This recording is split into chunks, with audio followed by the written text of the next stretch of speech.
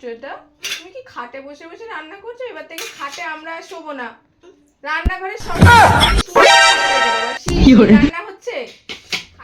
আমার ছেলে নতুন উনুন, যা যা যা একটু পড়ে গেল, যা যা যা যা যা যা। উফ, পড়েই তো গেল এটা। ভালো করে বসাও। শিশি।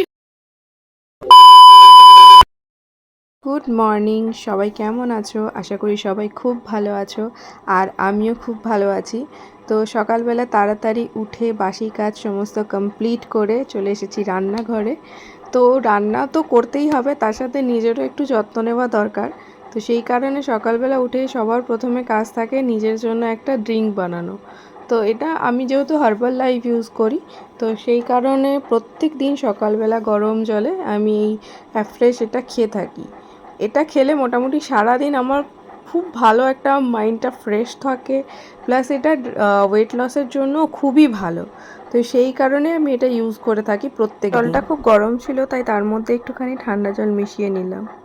যেহেতু সানডে ছিল, তো সানডে মানে আমার কাছে একটুখানি লেজি ডে, একটু লেটে ঘুম থেকে ওঠা। তো যেহেতু লেটে ঘুম থেকে ওঠা মানে সমস্ত কাজেই হয়ে যায় লেট, সমস্ত কাজের যে ম্যানেজমেন্টটা করা থাকে সেটা পুরোটাই মানে গড়বড় হয়ে যায়। তো সেই কারণে তাড়াতাড়ি উঠে আগে রান্নাটা বসিয়ে দিয়েছিলাম। তো সেরকম কিছু রান্না করা হয়নি সেদিনকে, তো একদিকে ডিমের ঝোল বসিয়ে আর একদিকে ভর্তার জন্য প্রিপারেশন করছিলাম। আর এদিকে আমার ছেলেকে দেখুন, বাচ্চাদের কত কিছু ইচ্ছা থাকে, মানে গাড়ির প্রতি কত ইন্টারেস্ট থাকে বাচ্চা, বিশেষ করে ছেলেদের গাড়িতে তো খুব ইন্টারেস্ট থাকে এইসব খেলনাতে। ওর ওসবে নেই, ওর রান্নার জিনিসে ইন্টারেস্ট। ওর দুষ্টুমি দেখতে দেখতে সারাদিন তো মাথা খারাপ হয়ে যাওয়ার মতো অবস্থা। যাই হোক, তারপরে আবার এসে রান্না বসিয়ে দিলাম, কারণ তাড়াতাড়ি রান্না করে নিতে হবে। তো প্রথমে ডিমের ঝোল কমপ্লিট হয়ে যাওয়ার পর তারপরে ছেলের জন্য বসিয়েছিলাম একটু চিকেন।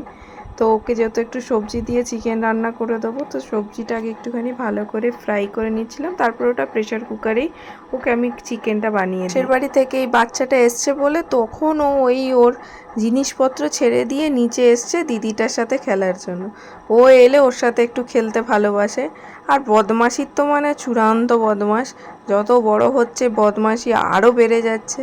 একটু খেলাধুলা হলো, আবার 2 মিনিট না খেলতে খেলতে আবার ওর মনে পড়ে যায় ওইসবের কথা। তো একটু খেলাধুলা করে কিছুক্ষণ দিদির সাথে খেলার পর হঠাৎ করে আবার মায়ের কথা মনে পড়ে গেছে, কারণ ও যেখানেই যাই ঘুরুক না কেন 2 মিনিট ছাড়া ছাড়া ওকে রান্নাঘরে আসতে হবে। ওর সব কিছুর থেকে রান্নাঘরেতেই ওর বেশি ইন্টারেস্ট, সব জায়গা ছেড়ে ও রান্নাঘরেই থাকবে। মায়ের সাথে একটু খুনসুটি করে একটু মায়ের আদর খেয়ে আবার চলে গেছে দিদির সাথে খেলার জন্য।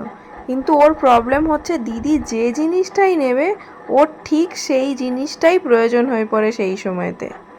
তো আজকে বানিয়ে ফেলেছিলাম একটা খুব স্পেশাল ডিশ, তো সেটা হলো নেপালি চুকানি। তো যেহেতু এটা একটা রায়তা কিন্তু একটু অন্য ধরনের, এটা একটা নেপালি ডিশ, নাম চুকানি। খুব টেস্টি হয় খেতে, একবার বানিয়ে অবশ্যই দেখবেন।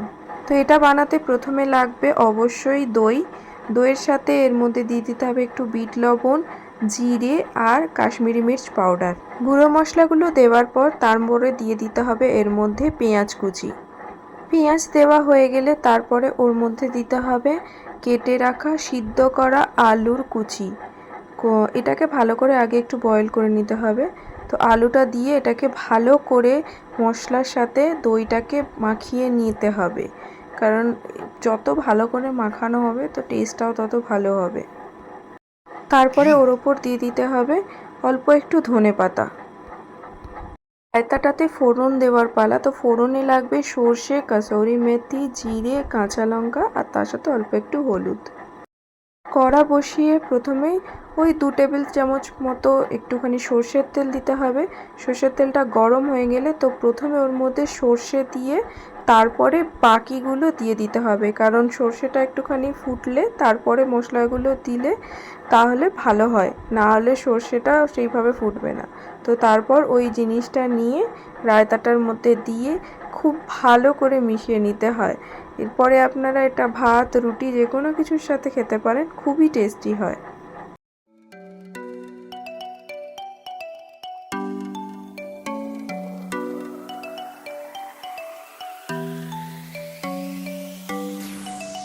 ওকে খাইয়ে দেওয়ার পর যখন ওকে বলেছি ঘুমাতে, তখন ও এবার ওগুলোকে নিয়ে সাথে করে ঘুমাবে। মানে নিজে তো বিছানায় শোবে, ওদেরকেও বিছানায় শুতে হবে। মানে সেই কন্ডিশনেই ও ঘুমাতে যাবে, না হলে ঘুমাবে না ও। মানে ওগুলো যদি নিয়ে নেওয়া হচ্ছে, ও উঠে আবার বসে পড়ছে। তো সবাই ওকে বারণ করছে, দাদু ঠাম্মি সবাই মানা করছে, ও ওগুলোকে ছাড়বে না, ও ওগুলোকে নিয়েই বসে থাকবে, ওগুলোকে নিয়েই শোবে। মানা করছে বলে ও রেগে যাচ্ছে। ছেলেকে ঘুম পাড়িয়ে আমরা চলে এসেছি লাঞ্চ করতে।